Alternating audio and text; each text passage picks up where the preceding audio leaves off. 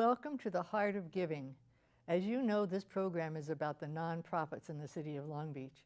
And today we have wonderful presentations of things that are happening in the city that you don't even know about. But I think really the nonprofits in the city of Long Beach, as I've said before, and you heard me before, are really the soul and heart of our city. We know what business does, we know what government does, we know what education does. But the heart of the city really is the soul and the giving of people that make our community such a great community. And the first person we have is from a program that, of course, I love the subject, We Love Long Beach. We have Adam Ferry from this group that has been about 8-9 years in existence. Has done some wonderful things. And Adam, I'm really glad you're here because, you know, I told you, maybe not you, but your group, that I love what you call yourselves, We Love Long Beach. And so how do you show that love? Tell me about We Love Long Beach. Yeah, we're a nonprofit, like you said. We've been around since, I don't know, 8 or 9 years ago. Mm-hmm. We're inspired by the idea that neighbors can change their communities themselves. And that's something I think that we've learned over time. Our tagline is connecting neighbors one block at a time. But our mission is to equip and inspire neighbors toward the good and flourishing of every neighborhood in the city of Long Beach. Now, saying that is wonderful. How do you do it? Well, through trial and error. Now, how long has it been in existence? Your organization as 2007, I think, is kind of when it started. Okay. And you've been involved since the beginning? Yeah, since about a year into it. Mm-hmm. Yeah. So the organization originally started with Scott Jones and his sister Robin Jones. Mm-hmm. I mean, really their entire family. But Scott realized on his street that he didn't really know any of his neighbors. And he jokes around saying that he knew more the names of their dogs than he did the names of the people. Because that's my neighborhood. Yeah. So he wanted to change that. He was kind of upset by that. So he knocked on their doors and got really scared about knocking on their doors and invited them. And the first time that he hosted a breakfast, there was like 50 people. He did another one a few months later, and I think there was 100 people. And maybe, really? Yeah, maybe it was about 6 months after that. You mean just in his area? Yeah, kind of just within that Belmont Shore area. Scott and Robin are fourth generation Long Beach here for a long time. My wife and I live here for 12 years. And so they hosted a breakfast, and they saw people come out and realize, well, people really do have an appetite to connect with each other. It moved on to other things, larger events like parks and things like that, where we saw, 400 or 500 people coming out to an event. We did that for about 3 years, and then just got completely exhausted. And the model before, when we got started, was let's do breakfasts in different parts of the city. And we thought, oh, that would be cool. It might inspire people to do it themselves. And we went around to probably 25 different locations. We hit every district in Long Beach. And we saw we saw people connecting. It was a very natural thing, and we thought it was great. But then when we took a break, we realized that nobody was really following up with that. So after we took probably about a year break. I think I had a kid, and Scott was getting married, and life kind of took over. And we kind of retooled what we were doing. And then was it just you guys? Well, primarily it's been Scott and Robin and I for a long time, plus a host of volunteers and people that have have come and participated in it for sure. The sort of, I guess, the driving forces might be the three of us, but the real work is really done within the community. So after a year, what happened? Well, we sat there for a little while, and then we were contacted by a neighborhood that said, hey, we want you to do a breakfast for us. And we said, oh, okay. We're thinking about maybe trying to do like a barbecue, something like that, and do something different and change what we were doing. They said, well, let's talk about it. And then they came back and said, no, we want you to do a breakfast for us. And we thought, oh, you want us to do things for you, not with us. Yeah, not with us, right? And so it's been about a year and a half now where we rewrote our mission statement and our vision, and we said we're going to do things with people, and that's going to be our driving purpose. And that has changed everything for us. Where we were doing a lot of work, and we did 25 of these events. We did an event this past month, a pumpkin carving. It was our third one, and we had over 60 locations that were simultaneously hosting an event for their own neighbors. So instead of us going into a community and saying, hey, neighbors, let's get together, we're putting it out through social media and other channels and saying, you do it yourself. Go invite your neighbors. But we'll help you? Yeah. We'll teach you? Yeah. Yeah, equipping and inspiring. That might mean different things to different people in different areas, but our main focus is just asking people, do the simple thing. Knock on the door, invite your neighbors to your front yard. You don't have to host them in your house or worry about that, but partner with somebody on your street. Do it with somebody on your street. And our focus is connecting neighbors one block at a time. And the reason why we narrowed it down to the block, we used to kind of think like on a district level or on a neighborhood level.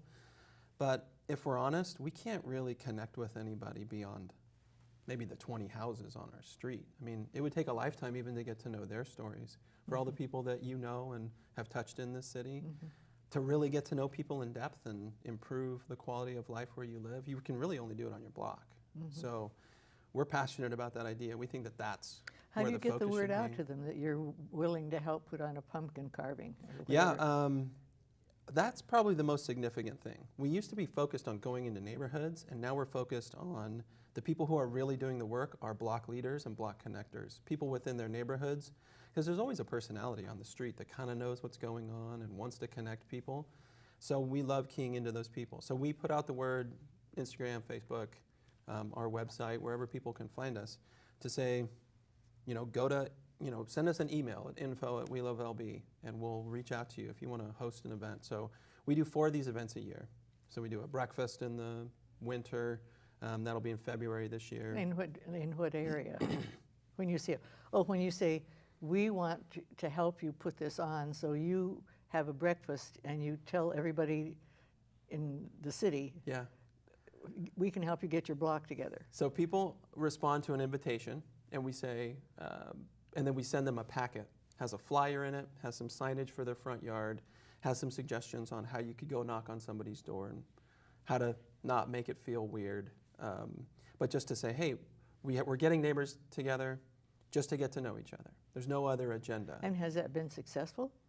Well, in 2013, we had 8 of them.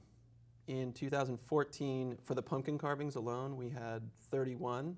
And then we just did a pumpkin carving most recently, and we had 60. So that means 60 people throughout the city signed up with us, said, I want to do it, invited their neighbors, went door to door and invited their neighbors, prepared a small party. We provided some pumpkins and some basic things for their party. But they take it on themselves. They completely do it on their own because it's their house, it's their neighborhood. They're showing their own hospitality, and they're inspired by some of the things that we're talking about with care and hospitality. And I mean, we love Long Beach. And so what that means to different neighborhoods looks like something different. So let's say you say now you're doing 4 a year, and what you do is you send out to the neighborhood groups that you know and say that for our first project we are having a pumpkin carving or a breakfast for Santa Claus, whatever. Yeah. And so you show them how to do it. Yeah. For the ones that call back to you and say, I'm interested in doing that. Yeah. They call you. Yeah, we email get them back to some them. information Okay. that has like, here's some expectations, here's what you can expect.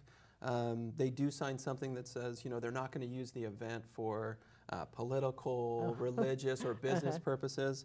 I always joke around when I talk about the organization. We're non-religious, non-political, and trying to be non-cynical. But at the same time, we actually encourage everybody to be religious and political. That is the fabric of who we are as a society.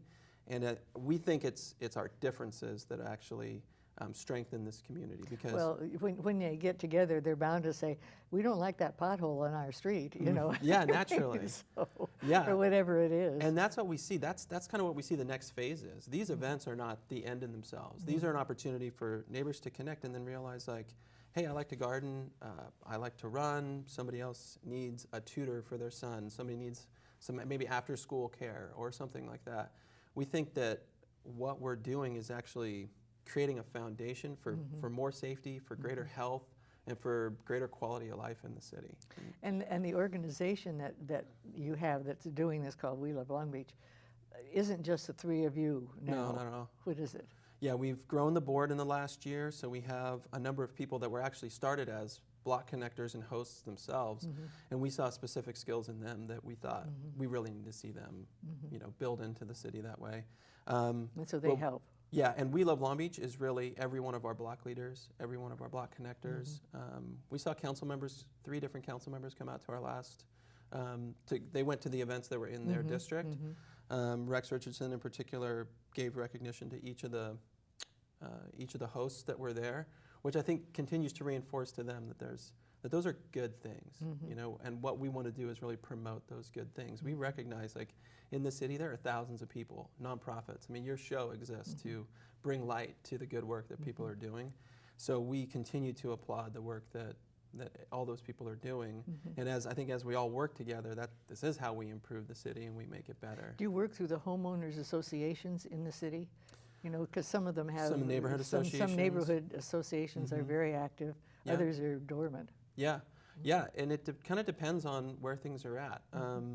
We seek to just bring people together, and we know that those things are already happening. So some neighborhood associations would say, hey, we're already doing that. We've got a very strong association. We are reaching and doing our own events. And people generally ask, like, can I do this another time? Yeah, you can do it anytime you want. You don't need our permission. You don't even need to wear a T-shirt. You don't need to promote We Love Long Beach. I mean, we give them a little packet, and in this last event, we provided a We Love Long Beach T-shirt with an orange heart. You still have T-shirts? Yeah. I love the T-shirts. Yeah, I'll get you one. Yeah, I'm sorry I didn't bring one for you. That's right. Well, you know, I don't know what happened to mine, because I Yeah. had one years and years and years ago when you first started. Yeah. I went your first showing of the shirts. Yeah, we still have shirts, and you know, the events are really built for people to make it their own. One of the things we've learned is, as a group, as an individual, I probably don't look like 75% of this city. And so the idea that I could walk into a neighborhood and have them see me as a valid person to help make a difference in their city.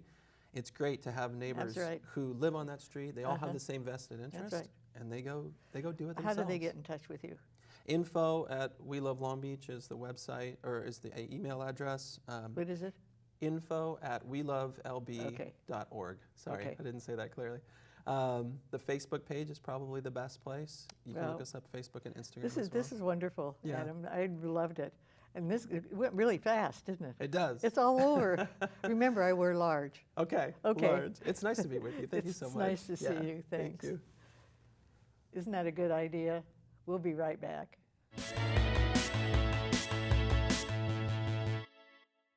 Welcome back.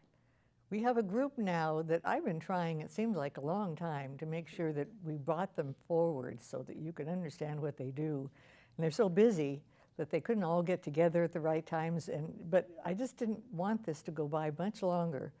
So today we have 2 wonderful women that have a program and have been involved in a program, Bring Me a Book. Now we know what those words mean, but the importance behind this is absolutely mind-blowing when you really see it happening. And we have Barbara Aju, who is the Development of Partnerships, and we have Andrea Solsona, who is with the YMCA, but with the early childhood education portion of the YMCA. And so I have to tell you at the very beginning of this that I was able to go to the graduation of your last class or your last group. There were how many children? About? Close to 400 children there. Oh, was that right? Or children and families. Yeah, children and families, Yeah. that's right, in the room. And the children, preschoolers, were there so excited about everything, and it's attributed to a book and the books. And you're able to bring all this to this excitement through the program, and it really boils down, I thought, to parents spending 20 minutes a day exclusively with their children and a book. That's right. Is that right, Barbara? That's right. Okay. You've been doing this a long time, and I just have to congratulate you, because I have to tell you, every time I see you, I hope I have 10 or 15 minutes, or maybe a half hour, because you get so excited about what you're doing and what you're talking about, that I think, Thank you. oh, I want to hear more, but I've got to do, whatever. But Barbara, tell us about it. Well, I'm with Bring Me a Book Foundation, and that we were established in 1997 by a woman by the name of Judy Koch, who herself had been a teacher. And she took over her husband's business and had about 600 employees. And she started putting together book bags for her employees. And that's sort of Employees' children? the employees' children. So she started the original book bag program for in Northern heaven's sake. California and eventually developed a foundation. So I was asked to implement Bring Me a Book to Southern California. And what we do is we develop partnerships with state-funded preschools and Head Start schools. In cities, like in Long Beach? In cities in Long Beach and, well, all over All Southern over. California, actually. But we have a different, let's say, method in Southern California. We're going in to try to make a difference. So we're adopting cities or adopting zip codes where the elementary schools are not meeting the reading benchmark. So we know that we have the opportunity to make a significant difference in the kindergarten school readiness achievement. And how do you do it? And so what we do is we go in and upgrade classrooms and providing classic children's literature for the teachers and provide professional development on reading aloud, how we read aloud, why we read aloud, and early brain development. And then we pull in a program called Take Home Books. With the Take Home Books program, it's for 30 weeks. The parents sign a pledge, and Well, we the ask. parents say yes. The parents say yes. Okay, they buy into And they that. buy Great. into it. They understand what the commitment is, and so for 30 weeks they exchange book bags For and how books. many weeks? 30. 30 weeks, 30 weeks. 20 minutes a day. 20 minutes a day. That's what we're asking. So, and then what is wonderful about the program is that the books are bilingual, so we're reaching the community in many different ways. Along with the book bags and the books are actually activities to expand the story and use it in the home and in the So if community. a mother was reading to it, there are some ideas of how you can expand the knowledge you got from this book. Absolutely, and then building vocabulary. Okay. And the prompts are in English and Spanish, and we provide the books in English and Spanish. That's wonderful. And then- where do you get these books? We have a literacy council that we're members of through Northern California. Teachers, librarians all give input to the book list annually, As to what the book should be. what the books should be. And then if you have a classroom or a group of 30 preschoolers and their mothers have said, yes, they'll spend 20 minutes a day, and you give them books, and you give them a bag and a book in it, or We what do you give do? them a a bag. We usually don't use props I know in you here don't, 'cause it but takes it's so like long. today, Okay. and each of the bags are numbered. And so So then they get again, this- so it's when they you bring take that home They take this home with a book in it. with the book and the prompts in it, and they Okay. also have a take-home book journal. Mm-hmm. So this is how we know that our parents are actually doing the program. So we have prompts again in here asking. Now, people can't see that. so That's true, that's- but there we guide them through, the parent through asking questions. What was your favorite part of the book? Well, why don't you draw that favorite character? And then let's talk about the book. Tell me about it. And then at the very last section of the journal, we ask them to print their names. So they're, at a very young age, we're teaching them how to print, as well as engaging them in the story. So we know the parents are participating or the journals wouldn't be completed, and the teachers are checking them weekly Is that with right? the new bag. And how many times do you turn over a bag? I mean, is it- Weekly. Weekly? Weekly. They get a new bag every week. You mean they keep the old bag, but No, put- they exchange it. It's a book bag Ah, exchange program. I Actually, see. we're going to call it Library Training 101. The concept of bringing it home and returning it and exchanging it for something I new. can remember at the graduation when some mother was saying her child didn't want to take the book back because they loved it so. We've had some of that where have Andrea that. will call and say, they don't want to give up the book. Oh, what are yeah. we going to do? Yeah. Well, Andrea, tell me how you are doing this, because you have the program now in the Y. Yes. And how smart of the Y to take advantage of this, because how do you do your program? So we were very grateful to be approached by Barbara and the Bring Me a Book Foundation. They do all of the fundraising.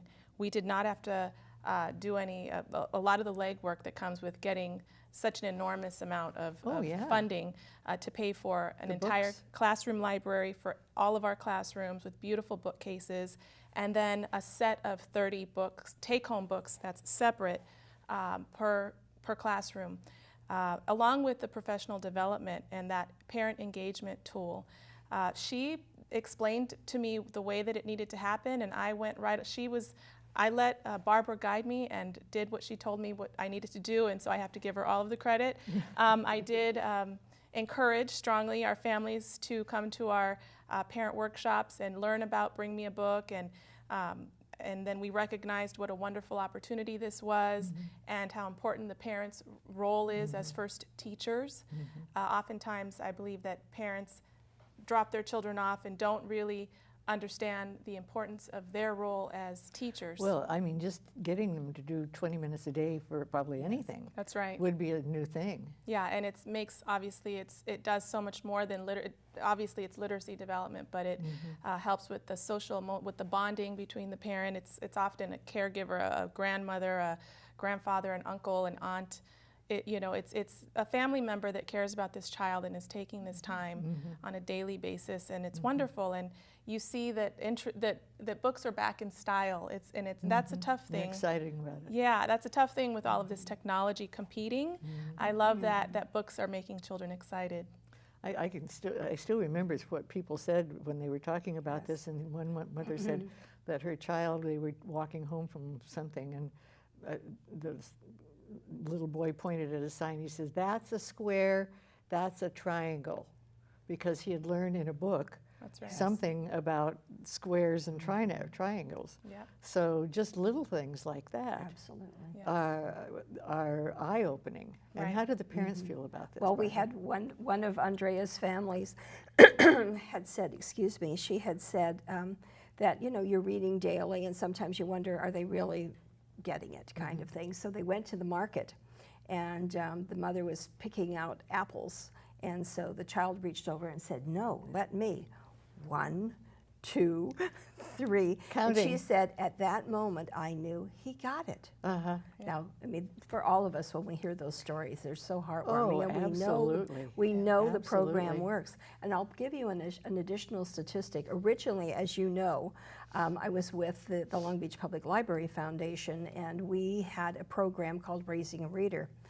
And we provided a book bag program in the community that 15,000 of our library families had participated. In the 5 years that we had the program, they checked out over 480,000 books. Wow. We know it is possible to bond families around books. Absolutely. And I was so thrilled to become part of Bring Me a Book. This program is so rich and goes so deep compared to the program we had before. That's wonderful. That's wonderful. Well, now you have it in the Y, and you have Yes. it with the preschools in Long Beach Right. that are funded somewhat. State-funded State-funded preschools. preschools. Right. And where else can you put We're this in the launching schools? this fall with the Head Start schools, so we'll be reaching 2,300 children and families starting this fall. And how is this? It's expensive. That's We've right. had to do a lot of grant writing and fundraising, and we've been fortunate that our funding agencies, our donors and partners, have stayed with us. And so, and again, Well, I we should can think that you would get more even We do. because of We that, do. because of the excitement excitement that you get in children. Absolutely. I for mean, it's such a books. joy to write a grant report, and you don't often hear people say that. It is truly a joy to share with our funders and our sponsors and donors exactly the success of the program. And Yeah, anyway. there's no better early intervention than reading with your children because of all of the benefits. It's sort of like, you look at all of the societal problems and you say, okay, do I want to pay now or pay later? And it's such a better investment to spend the resources on young children. So Yeah. when people see this, they're sold and do I think so. donate. Yes, they do. Mostly corporations? Corporations, family foundations. We've had some funding from the California Community Foundation. Ralph M. Parsons has been a funder for a major project for us with Para Los Niños. And again, we're always looking for Well- to expand the program, and we can only have as much program as know. we have funding. Well, I just have to tell you, it just warms my heart to hear what success you had, because just bringing this children and family 20 minutes Yeah. together for Fabulous. something that they can talk about, Absolutely. like apples and squares and triangles Yes. and ones and twos. And the So, stories. Feelings and preschool. Absolutely. Thank you so much. What Our a wonderful pleasure. program. I loved Thank having you. you. So, just about time. thank you. for Thank having you. Thanks. us. We'll talk with you later, I'm sure. Okay. Thanks. Thanks. Wasn't that wonderful? You'll watch this program again, I'm sure, because the excitement, I think, is with these wonderful women and the people that are gearing and working with the program, and with me especially, I think. Thanks so much. We'll be back next program.